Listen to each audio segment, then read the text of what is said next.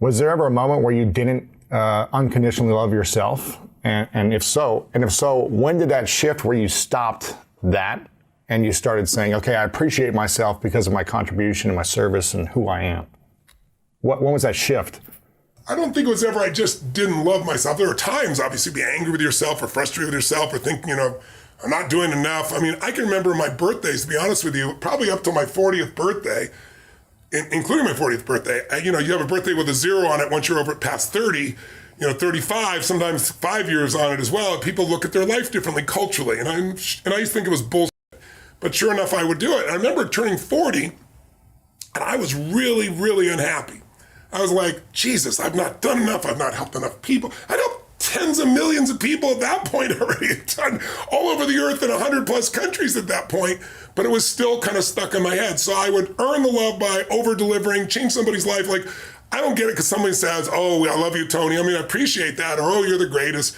It's got to be my standard. My standard's higher than their standard for me. Right? So when I get up and someone's going to kill themselves and they're suicidal and boom, turn around and they're no longer not going to kill themselves, but they're transformed, their life is there. That's when I go, okay, now we've hit the center of what I'm made for. Now, I deserve to feel this euphoric feeling within myself and appreciation. And even then I still know it's God coming through me. I don't have the delusion it's just me. But I think sometime after 40, I finally saw the stupidity of it. I accumulated enough that I looked at life with fresh eyes. And I can say by the time I turned 60 a year ago, I noticed it was interesting because my birthday, I didn't have an ounce of it. I was just like, how could I at this stage of my life when I've had the privilege of serving so many humans in so many contexts, from turning around, guys going to kill themselves with PTSD to helping kids turn around to getting kids off cocaine or adults to, helping people build multi-billion-dollar businesses from nothing. And when I've lived this long, I can't go by without hearing half a dozen stories a day or a dozen stories a day from people telling me how something I did changed their life. So it's not that I'm so smart now, it's just I've stacked it. By the way, though, stacking is the way you can do things.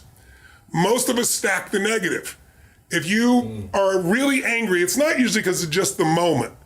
It's that it happened again. It's like if you've ever lost it or overreacted to your kid or to a friend or a business or even within yourself, it's because it happened again. We hit this 1, 2, 3 many point, and then our nervous system overreacts. But what I've learned is you can stack the good. But for example, if you go into a state of really strong anger for more than 5 minutes, your immune system is suppressed between an hour and a half to 2 hours. That's a physiological fact. But no one had done any study. I started stacking good. Like, okay, let me stack a dozen great memories, feel them, see them, experience them. And I felt this biochemical change that didn't just last a half hour, an hour, or 10 minutes. It went on for a day or two. And so I think I've learned to stack the good. So just having the experience is not enough. You got to stack the good to be able to appreciate it. But I think, just come back to the main point here from my perspective, which could be completely full, it's just my perspective. So I want to point that out. I think the more you find unconditional love for others, the easier it is to find in yourself. And I think the focus is serving and loving, and that's what will get you to the point where you start doing it. But if you want to speed it up, stack all the good you've done, you'll feel great about yourself. I already know all the comments that are coming through. Thousands of comments tell me, but what about my family that's toxic? What about my partner who's toxic? And how do I love someone unconditionally when they don't respect me? I can't trust them. What about situations like all those reactions are natural human reactions from ego. Because it's all about you, me, what I'm not getting, what I'm not doing, and that's why you're in pain. And so I'm not telling you like I haven't done this shit. I've done it too in the past, but it's an old pattern I don't really do anymore. And it used to affect me. Now, not a dominant one, I wouldn't have become who I become. Early in my life, I developed this belief that life is calling not to give me something, life is calling for me to deliver things, for me to bring something to life. And I felt the joy that came from not getting but giving, and I got hooked on that core pattern, and then the pattern of learning so I'd have something to give, which I know one of the things I respect about you, Lewis, is that you have that same pattern in you. You're always trying to learn more because underneath it all, you also want to give it. You want it for Absolutely. You, but you want to share it, right? And so those patterns help me not be in what they're not giving me. And all this language, today people don't understand the power of their language, like toxic, What the hell are you talking about?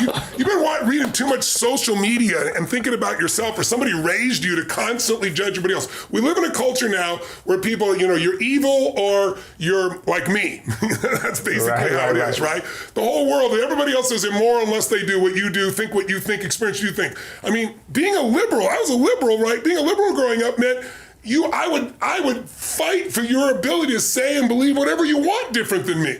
Today now, everybody wants everybody to think the same thing, otherwise they're evil or otherwise they could hurt me. Whatever happened to sticks and stones will break your bones and words will never hurt me. We have this whole thing that words are evil, words are action, it's bullshit. And all it does is make you incredibly weak as a human being, and you're more than that. We all are more than that. But you know what? Like a kid that's never broken their bones, deathly afraid of breaking the bone. But if you're a kid and you're rough and tumble, you broke multiple bones and they healed, you don't have any fear of it. There's so many kids that have been raised to be safe and secure every moment. Anything that's insecure or unsafe, they don't want to be a part of, including language. And what it does is make you incredibly weak and fearful. And that's why there's so many people that are abundant that are angry all the time. Because they're angry because they're not growing. So don't get me wrong. I know some people are not a good influence. I'm not denying that. I'm just saying you're more than somebody's influence unless you obsess about it every moment and make them wrong so you can make yourself feel superior morally, psychologically, or spiritually. That's bullshit. Stop the pattern. We've all done it. Catch yourself. Because if you want joy, happiness, and freedom and an extraordinary life, it will not come from blame. Never. There's no pride that comes from blame. I don't mean fake pride where you make up to feel good. I'm talking about real pride. Pride is something you earn. Like people tell me, oh, I have no self-esteem because my parents used to say this or they'd say that. I'd say that's such bullshit. I'm not saying it's bullshit they didn't say that. I said it's bullshit, that's why you don't have self-esteem. Self-esteem does not come from what people say about you. Self-esteem comes from what you experience about yourself. See, someone can tell you your whole life you're a piece of crap, and part of you can go, you're full of it, I'm gonna show you. Lots of people have done that. They never bought it. Or someone tell you you're beautiful your whole life. You go, I'm not really beautiful. So what people tell you doesn't matter at all. It's what you stack. It's what you assemble. It's what you create. It's the habit of what you put in your head. And today I don't blame you because we got a whole culture that's always blaming somebody else for something in their life. But blame is not a strategy for pride. That's why you listen to these blaming people. They're all angry all the time. Listen, if I wanted to blame, I grew up in an environment, I didn't even share it till my mom passed, and even then I didn't share. I grew up in a pretty rough environment. My mom was a beautiful soul, but when she drank alcohol and she mixed it with prescription drugs, it was a different creature, and it was a violent creature. And I have a younger brother 5 years younger and a younger sister 7 years younger. And my mom would get nuts. And I didn't want them to get hurt. So I was 5'1" in high school. She grabbed me by the hair and smashed me against the wall till I bled. Now, I never shared this, and I'm not denigrating her in any way. I only shared it like 4 or 5 years after she died because I was talking to a group of kids in New York City, all without fathers, 80% African-American, about 20% Hispanic out of their group roughly, no white kids, and I'm talking about your biography is not your destiny. And it doesn't matter what you've been through, what you decide now is what's going to control your life. What you decide each day going forward is going to decide your life. And I can look at them seeing me, and I can read their minds. This big, tall, white, rich guy is going to tell me biography doesn't matter. So I said, let me tell you my story. And I told them the whole story, way more than I'm telling you. And every one of them was crying their eyes out when they're done. I said, look where I am right now. Because I wouldn't assemble the story that my past equals my future. The past only equals your future if you live there. If you're using a rear view mirror to guide yourself, you're gonna crash. So what you've been through is horrific. What you've been through is unjust. I'm on your side. But if you hang on to it, you have no future and you have no one to blame but yourself. And these kids, to their credit, man, they just responded to the challenge because they first cried their eyes out hearing all the stories. My mom would think I was lying, and I wasn't lying. She poured liquid soap down my throat till I threw up, and I wasn't lying. So it's not the physical abuse, it's the fact that this is the person you love most that's trying to hurt you that messes with your head. So I could have been messed up for life, but I didn't. Because something inside me says, I'm responsible for this life. And part of that is because I started reading when I was 13, 14 biographies of people, the greatest people in history, and reading their lives and finding out, guess what? Their lives were far from perfect. Some of them had worse lives than I had. But when you have no reference and all you do is go online, you talk to other people, it's making everybody else toxic, and I'm like this, and they didn't do that, then you get to have this shitty life just like those other people. Why are they online so much? Because they don't have a life. Right? Don't be one of those. Free yourself from the chains of your past. I'm not saying your past doesn't matter, but listen, my mother, I tell people this all the time, and it's the truth. If my mother had been the mother I wanted her to be, the mother she should have been, I would not be the man I'm proud to be today. Because I had to become a practical psychologist way before any schooling, figure out when's she gonna go in a mood, how do I change her state, how do I protect her from the kids, it felt life and death, and it was to some extent.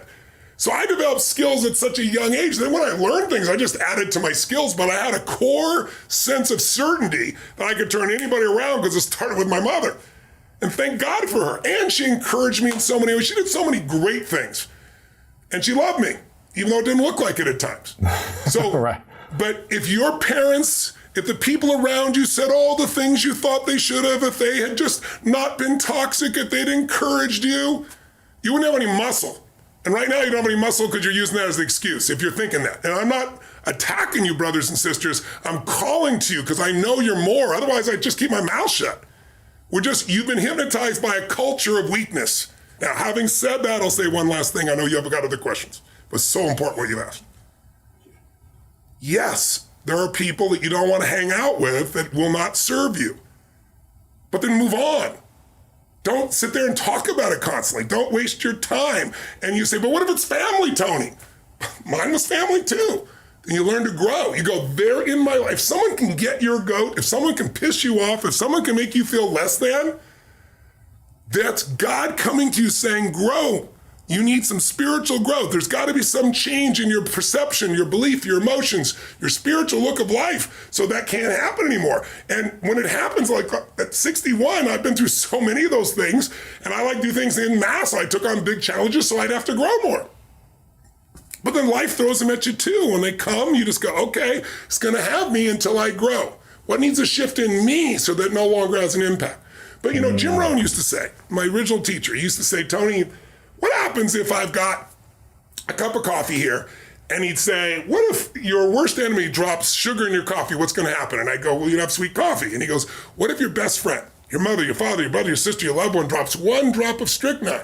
I said, you'd be dead. He goes, that's right. Life is both sugar and strychnine, so watch your coffee. His whole thing was stand guard at the door of your brain. But some people take that and go, oh my God, you can kill me. It was a metaphor. These people are not so toxic. They're toxic because you give them energy.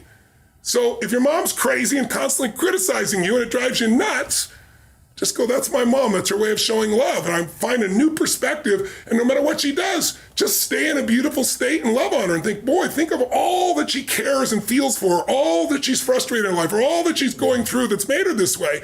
And think, God, I don't have to go through this. I can love her.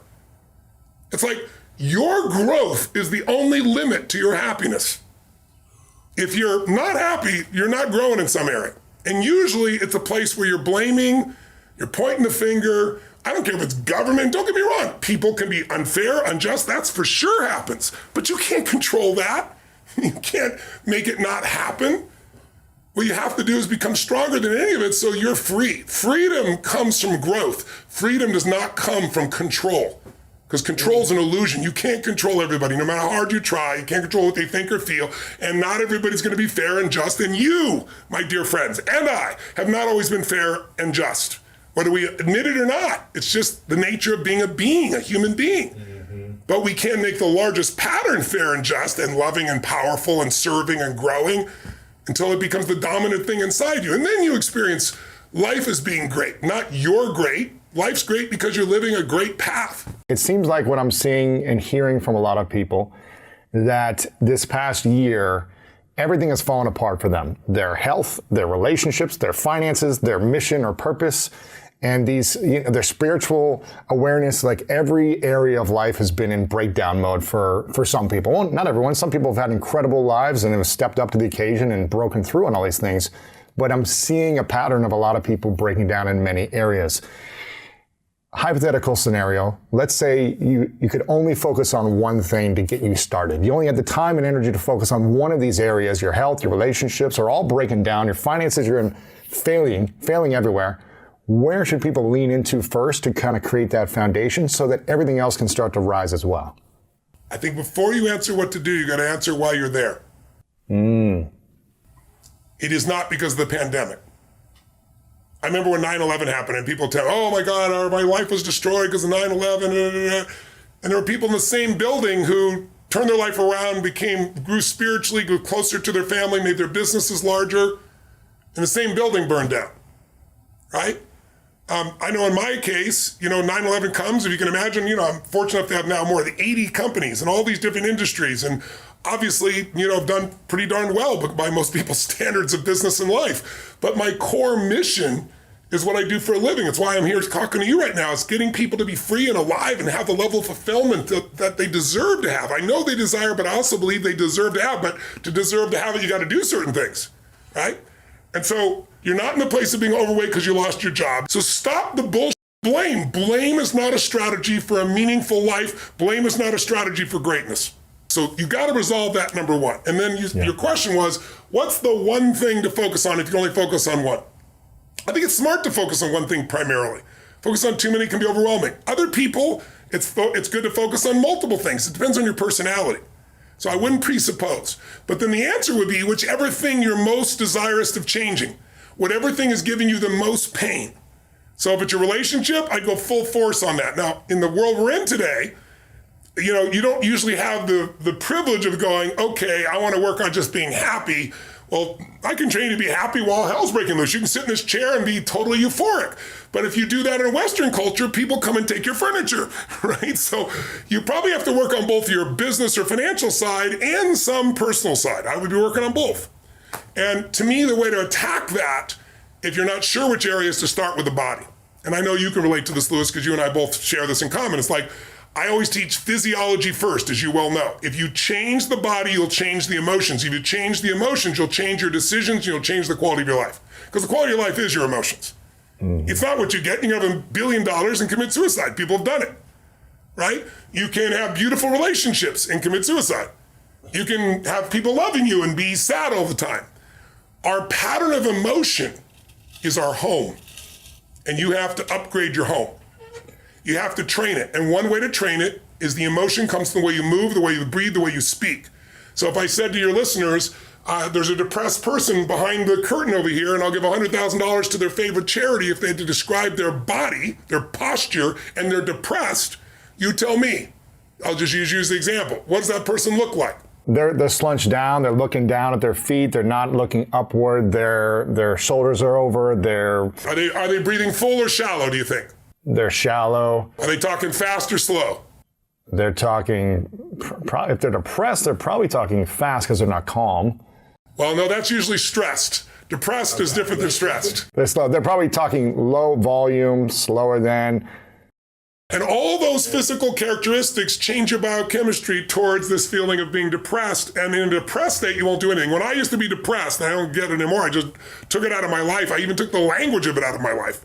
Because the words you create a biochemical response. But when I did that decades ago, because I was like having those thoughts like, is there a reason to still be here? That kind of crazy shit in your head. I got out of it by using anger originally. I'd much like, sometimes if somebody's really sad or depressed, I'll make them angry. And people are like, what's he doing? He's making them angry. Because angry is much more resourceful than depressed. From anger, I can get you to laughter. I can get you to taking action. And then gradually I got where I didn't need anger. It was about growth. It was about contribution. It was about meaning. So there's like stages to go through. But to answer your question, they should work on both their business side of their life and personal, one of each.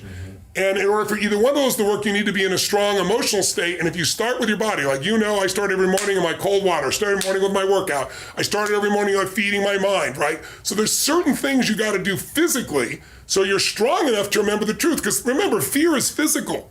You feel it in your throat or your gut. So is courage. Courage doesn't mean you're not afraid. It just means you're strong enough, you push through in spite of the fear, right? And courage feels different in the body. So when you go lift or you go for a sprint or a strong run or you jump in that freezing water, when you push your mind to go beyond what's comfortable, you feel a strength inside you, and that strength will help you to change your body, your emotions, your relationships, whatever. But then the other thing I gotta say is model someone who's successful. Don't just do this shit by trial and error.